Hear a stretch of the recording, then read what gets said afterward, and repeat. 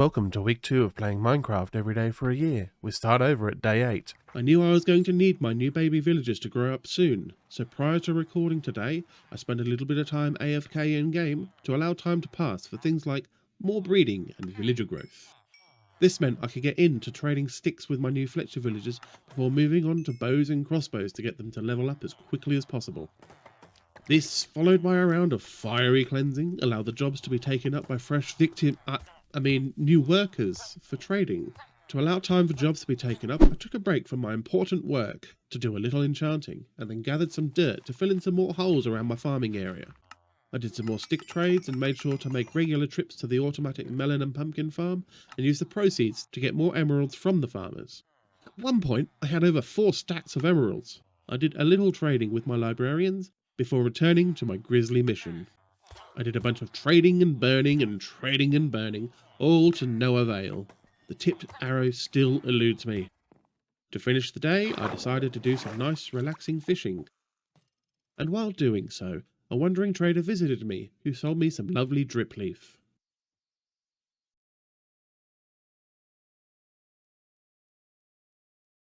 I started today much as I finished the last, with a little fishing.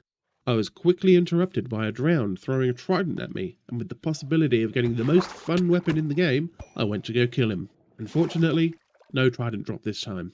Maybe next time. I did a little bit more fishing, getting a couple of name tags, and some enchanted gear. Back to the current Fletcher-based project, I chopped down all of the trees that had grown, and replanted the rows and rows of saplings. I then got back to trading sticks with the Fletchers to get some emeralds, and to level up the new Fletchers through their initial levels. I knew I'd need to get some extra emeralds for trading, so I made a quick stop to the automatic melon and pumpkin farm before trading with the farmers. I traded a bunch more with the Fletchers, buying tons of bows and crossbows for them for the XP that they give, and then after a quick sleep, the next morning I did a little enchanting. I was working on improving the enchantments on my diamond armor, especially getting all of the enchantments for the boots. I had another short fishing session before finishing the day out by doing some more trading.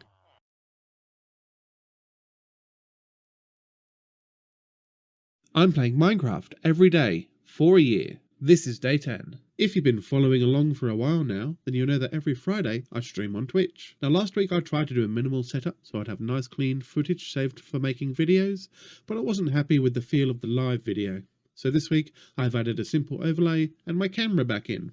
But if we do a quick zoom, the only distraction is my freaky face. Anyway, I started the day by doing a bit of fishing and then doing some regular chores around the base, including chopping down trees and trading with the Fletchers. Now, I did actually have a goal for this stream, as I had spent the week doing lots of trading and upgrading my gear to ensure the success of another journey into the end. Today, I was going once again to try and find a ship in an end city and get my own elytra. The last thing I would need is a nicely enchanted diamond sword, and since I had not yet unlocked the diamond sword trade on my weaponsmith, I needed to get some iron for the sole purpose of trading with the weaponsmith. After a little mining and trading, I did some quick enchanting and got a pretty sweet sword for quickly dealing with the troublesome shulkers and endermen. Speaking of, I now made my way back to the end via the stronghold. First I needed some ender pearls for travelling through the portal to the main end area, so I killed a few endermen for some, and then headed on through. After a decent amount of bridging, I made my way to my first end city, and while there was no elytra here, I had a chance to practice dealing with shulkers, and there was a little bit of treasure at the top. I made my way to the next city, and this one had a flying ship with an elytra. I just needed to make my way up to it. I decided the best way would be to go up through the city, and then bridge across the short gap to reach the ship. Once I had the elytra, I continued clearing through the city before using the rockets I had brought with me to quickly get back to the portal, and then through the main portal back to the overworld. Funnily enough, because I had died in the void just after beating the dragon, this was the first time that I went through the portal, and so the credit scene rolled before me. Back in the overworld, one of the people in stream chat mentioned that I should really have an iron farm, because I have to keep ducking underground to mine for iron. It was a very good idea, so I decided to build a simple design that I know of. To do this, I would need some fireproof netherwood. So I headed into the nether and gathered a bit of warped wood, and I totally didn't fall in the lava if anyone asks. I placed 5 extra beds down in the village to encourage the breeding of the new villagers that I would need for the farm, and after gathering a few more things together, I went up on the hill to tear down the house up there and make space for the new farm. I built upwards a bit so that the platform I was building on would be the only place that iron golems could spawn, and then I built a fence around the outside of the platform, placed some gates made out of the warped wood in the middle, and placed a lava source in between them. With the fence gates open, the iron golems will be able to move through and their heads will burn in the lava. Because glass is not spawnable, I built a box just above the lava which will house the villagers. Lastly, I placed a water source in each of the corners. As the water flows, will always push towards the centre of the platform. I built a dirt staircase up to the glass box, and the next night I checked the new beds I had placed down, and they all had villagers in them. So I broke the beds down and moved them up to the glass box. This essentially lures the villagers up to the beds because they want to sleep in a bed at night, and no others were available. It took a little bit, but I was able to lure all 5 villagers up within a short amount of time. With the villagers up in their box, I tore down the dirt staircase, and now they have formed a separate village of their own, and they will try to spawn in 1 iron golem for protection. Due to the farm's design, the iron golems will always spawn up on the platform, and the water pushes them into the lava. With the farm now working, I set up some hoppers underneath to collect any iron that is produced. With the lovely new, if not a little slow, iron farm running, I spent a little bit of time trying to get the Unbreaking 3 enchanted book as a trade on a librarian villager so I could beef up some of my gear. Most importantly, my brand spanking new elytra. It didn't take too long before I got it, so I decided to take my elytra out for a little spin. I flew for a little while in one direction to see what I could find. There wasn't anything too notable, just some interesting landscapes. I made sure to grab some mushrooms from the giant mushrooms I found on my trip before turning around and heading home. And that's it. A very busy day for me.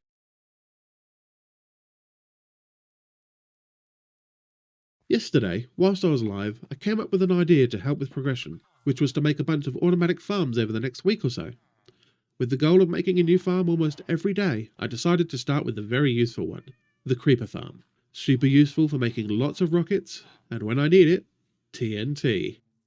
A useful thing to know about creepers is that they are actually quite scared of cats, so much so that they will run away from them. This is the feature that makes creeper farms actually very productive, as you can use the cats to make the creepers go where you want. So the first thing I did was to find some cats around the village, tame them, and then breed them. Since I was planning to make a farm with 5 spawning platforms, I would need 5 cats, 1 for each platform. With the cats ready, I started gathering some of the other things I would need. I'm building the main farm just out of cobblestone, but would also need some wool for carpets to prevent spiders from spawning, and lots of wood for trapdoors, which will encourage the creepers to fall down, but are also used on the spawning platform to prevent other mobs from spawning. I went up to the area near the melon and pumpkin farm and started laying out the farm. I knew I wanted a 9x9 square for the spawning platforms, so I placed a dummy one down and then built the collection area around it to ensure it would all fit perfectly together. I'm using water flows to push the creepers into one spot where they would be killed by campfires, and because campfires are shorter than 1 block, a hopper underneath will pick up any items. A simple automatic way to process the mobs into gunpowder. With the water flows set up, I could start to bring up the walls and add in the spawning platforms. Place a few trapdoors in the middle to contain the cats, and then set up a simple pattern of carpets to prevent any clear 3x3 spaces that would allow spiders to spawn. Next is to place the next platform up, and then put trapdoors on the underside of it to prevent skeletons and zombies from spawning. The open trapdoors around the platform look like regular blocks to creepers, so when they are running away from the cats, they will quickly fall down. To get the cats in place is very simple. If you make them sit, they won't follow you. But if you make them follow you and then take off with your elytra, they will teleport to where you land. So as I made each platform, I'd use this method to teleport a cat up, and then make it sit and push it into position. Rinse and repeat everything 5 times, and the farm is basically done. It does need to be pitch black for monsters to spawn, so I built up the walls and closed in the roof. With the farm working, I finished setting up some chests for the collection system, and was done for the day.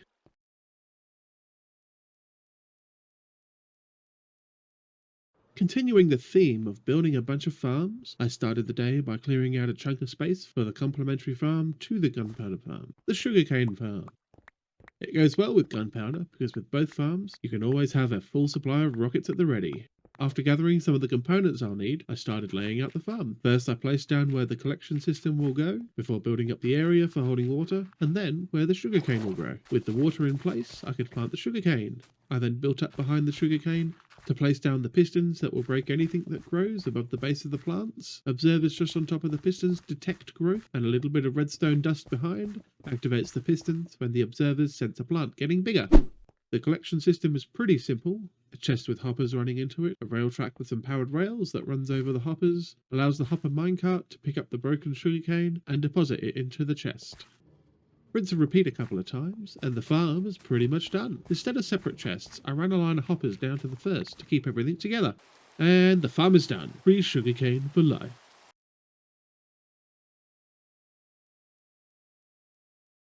Another day, another farm. Today I'm adding a bamboo farm, and because it's basically the same as the sugarcane farm, I decided to combine it with and add it to the top of the sugarcane farm. With the pistons and observers in place, I routed the collection system in to combine with the sugarcane farm. I'm not sure how productive this farm will be compared to the sugarcane one, so I'm only building one unit. I can always add in more later. I spent the rest of my time doing a bit of terraforming, as I want to have a nice grassy area around the farms, with a path leading through the area and to each farm. But most of the area is currently stone, so I spent some time digging up the top layer of stone and replacing it all with dirt. Used the dirt from the surrounding area, and made sure to only take from patches so as not to leave an unsightly mess. This being a long and slow process, unfortunately took up the rest of my time for the day.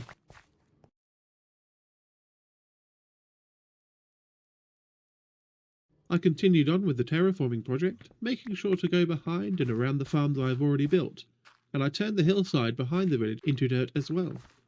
By the time I was done, the grass had already spread across most of the dirt blocks, much faster than I thought it would. Now, today I wanted to add in a brown mushroom farm, which was going to need some pods on, so I needed to craft a silk touch shovel first, as without it, the podzol would just turn into dirt. I quickly flew over to the giant tiger biome nearby, and gathered a bunch of podzol, before flying back to base to gather a few more things. Once at the spot for the farm, I placed where the chest will go, and put down a few hoppers. The layout of the farm is pretty simple.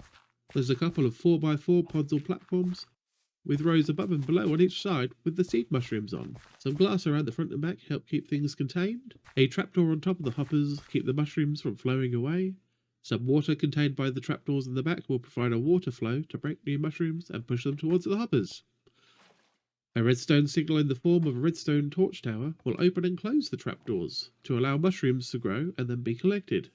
New platforms follow the same pattern with a block gap all the way up. At this point, the farm is just controlled by a wooden button, but tomorrow I will have time to get a redstone clock activating it at regular intervals.